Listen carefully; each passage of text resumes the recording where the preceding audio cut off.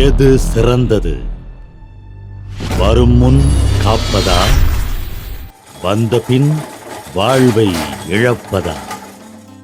பெண்களிடையே அதிகமாக காணப்படுகின்ற இந்த கருப்பை வாய் புற்றுநோய் ஒரு சாதாரண தடுப்பூசியினால் குறைக்க முடியும், தடுக்க முடியும் என்று இருப்பதால் இதனை சரியான பருவத்திலே பெண் குழந்தைகள் அனைவருக்கும் செலுத்தி இந்த கொடிய நோயிலிருந்து நம்மை நாமே காப்பாற்றிக் கொள்வதற்கான ஒரு சிறிய முயற்சிதான் இது. ஒவ்வொரு 8 நிமிடத்துக்கு ஒரு பெண்ணும், நாளொன்றுக்கு 200 பெண்களும் இந்த காரணத்தால் இறந்து கொண்டிருக்கின்றனர். இந்தியாவில் ஆண்டுதோறும் சராசரியாக 1.24 லட்சம் பேர் இந்த பாதிப்புக்கு உள்ளாகி வருகின்றனர். தோராயமாக 15 அல்லது அதற்கு மேல் வயதுடைய 51 கோடி பெண்கள் இந்த பாதிப்புக்கு ஆளாகும் அபாயத்தில் உள்ளனர். பெண்களுக்கு அநேக வகையான புற்றுநோய்கள் ஏற்படுவதுண்டு. இதில் எந்த நோய்க்கும் தடுப்பு ஊசி கிடையாது. ஆனால் இந்த கருப்பை வாய் புற்றுநோய்க்கு மட்டும் தடுப்பு ஊசி மார்க்கெட்டிலே உள்ளது.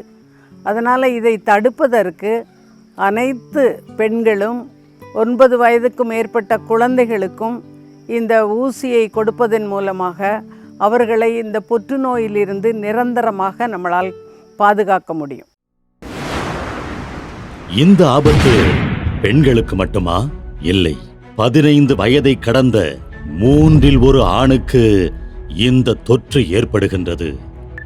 இந்த புள்ளி விவரங்கள், செய்திகள், பாதிப்புகள் உங்களை பயமுறுத்த அல்ல, பாதுகாப்பதற்கே. அந்த பேராபத்து HPV வைரஸ் தொற்று. இதனால் உண்டாவது புற்றுநோய். HPV வைரஸ் தொற்றினால் பெண்களுக்கு கருப்பை வாய் புற்றுநோய், ஆண் பெண் இருபாலருக்கும் பிறப்புறுப்பு, ஆசனவாய், தொண்டை ஆகிய இடங்களில் புற்றுநோய்களும் பிறப்புறுப்பில் மருக்களும் உண்டாகின்றன. ஒருவருக்கு HPV வைரஸ் தொற்றிய பிறகு அது மனித உடல் செல்களை கொல்வதில்லை. அதனால் நமது உடலின் நோய் எதிர்ப்பு மண்டலத்தால் இந்த வைரஸை அடையாளம் காண முடிவதில்லை. நோய் முற்றிய பிறகே தெரிய வரும். கருப்பை வாய் புற்றுநோயை ஏற்படுத்துவது HPV வைரஸ் மட்டுமே.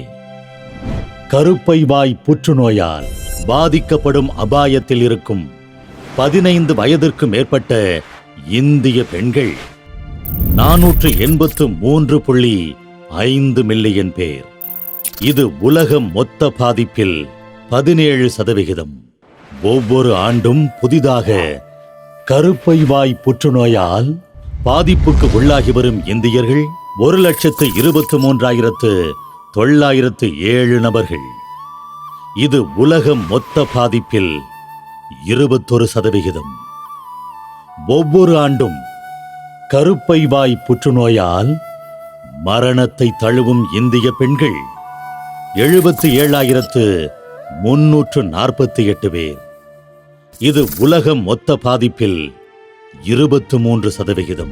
அதாவது கருப்பை வாய் புற்றுநோயால் உலகில் மரணத்தை தழுவும் பெண்களில் 4 ஒருவர் இந்தியர். நோய் வந்த பிறகு மருத்துவமனை, சிகிச்சை என உடல் மன வேதனையையும் பொருளாதார நட்டங்களையும் தவிர்க்க வேண்டுமானால் வரும் முன் தடுப்பதே சிறந்த தீர்வு. இதற்கு உலக சுகாதார நிறுவனம் பரிந்துரைக்கும் ஒரே நோய் தடுப்பு நடவடிக்கை human papilloma virus vaccination. Polio அம்மைக்கெல்லாம் நம்ம தடுப்பூசி போட்டு பழகிட்டோம். அதனால இப்போ போலியோவே நிறைய பேருக்கு இல்லாமல் போயிடுச்சு. அதே போல் கர்ப்பப்பை வாயில் வர புற்றுநோயை தடுக்கிறதுக்கும் தடுப்பூசி இருக்காதான் HPV வேக்சின். அதையும் போட்டு நம்ம பழகிட்டோம்னா கர்ப்பப்பை வாயில் வர புற்றுநோய் வராமல் இருக்கும். கர்ப்பப்பை வாயில் புற்றுநோய் வந்ததுக்கப்புறம் ஊசி போடுறதுன்றது வேஸ்ட்டு. அதனால் நம்ம வருமுன் காப்பத்துக்கு HPV வேக்சினை வளரிளம் பருவத்தில் போட்டு வராமல் தடுப்போம்.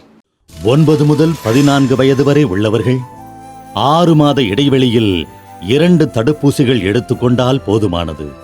நீங்கள் 15 வயது முதல் 45 வயதிற்கு உட்பட்டவர்கள் என்றால் 2 முதல் 6 மாத இடைவெளியில் 3 தடுப்பூசிகள் போட்டுக்கொள்ள வேண்டும். இந்த தடுப்பூசியினால் பக்க விளைவு எதுவும் இல்லை, விலையும் அதிகமில்லை. அனைத்து பெற்றோர்களும் தன் பெண் குழந்தைகளுக்கு 9 to 14 வயதிற்குள் HPV வேக்சினை போட வேண்டும். அவ்வாறு போடவில்லை என்றால் திருமணத்திற்கு முன்பாக போட வேண்டும். போட்டுக்கொண்டால் 100% பாதுகாப்பானது. கர்ப்பப்பை வாய் புற்றுநோயிலிருந்து பாதுகாக்கப்படலாம். பெரும்பாலும் மனிதர்கள் அனைவருமே வாழ்வின் ஏதோ ஒரு காலகட்டத்தில் HPV வைரஸ் தொற்றுக்கு ஆளாகின்றோம். நினைவில் இருத்திக் கொள்ளுங்கள், HPV தடுப்பூசி போட்டுக்கொள்வதன் மூலம் ஆண் பெண் இருபாலருக்கும் புற்றுநோய் மற்றும் மருக்கள் வராமல் தடுக்க முடியும். கர்ப்பப்பை வாய் புற்றுநோயின் பாதிப்பை 2030 ஆண்டுக்குள் இல்லாமல் செய்திட உலக சுகாதார நிறுவனம் இலக்கு நிர்ணயம் செய்துள்ளது. அது 90-70-90. அதாவது உலகம் முழுவதும் உள்ள பெண்களில் 90% பேர் HPV தடுப்பூசி போட்டுக்கொள்ள வேண்டும். 70% பேர் ஸ்கிரீனிங் மெத்தட் பரிசோதனை கட்டாயம் மேற்கொள்ள வேண்டும். புற்றுநோய் இருப்பது கண்டறியப்பட்டால் ஆரம்ப நிலையிலேயே 90% பெண்கள் அதற்கான சிகிச்சையை மேற்கொண்டு இருக்க வேண்டும். இதுவே அதனுடைய இலக்கு. உங்கள் குழந்தைகளுக்கு தடுப்பூசியினை உடனே வழங்கி HPV பாதுகாப்பு வளையத்துக்குள் இவர்களை கொண்டு வாருங்கள். நம்ம வீட்டில் நடக்கிற கல்யாணங்கள், திருவிழாக்கள் அனைத்துக்கும் நம்ம எவ்வளவு செலவழிக்கிறோம். ஆனால் உங்களுடைய குழந்தைகளுடைய நிரந்தர பாதுகாப்புக்கு, புற்றுநோயிலிருந்து பாதுகாப்பதற்கு இந்த ஒரு சில 100 ரூபாய்களை நீங்கள் செலவழிக்கிறதை பற்றி யோசிக்கவே வேண்டாம். அதனால் நிச்சயமாக உங்கள் குழந்தைகளுக்கு, குறிப்பாக பெண்களுக்கு இந்த தடுப்பூசியை போட்டுக்கொள்ள வேண்டும் என்று கேட்டுக்கொள்கிறேன். HPV தடுப்பூசி பற்றி மறு யோசனை எதுவும் வேண்டாம். HPV தடுப்பூசி போட்டுக்கொள்வோம், புற்றுநோயை விரட்டுவோம். HPV தடுப்பூசி போட்டுக்கொள்ள சொல்வோம். பெண்களை காப்போம், பெண்களை காப்போம்.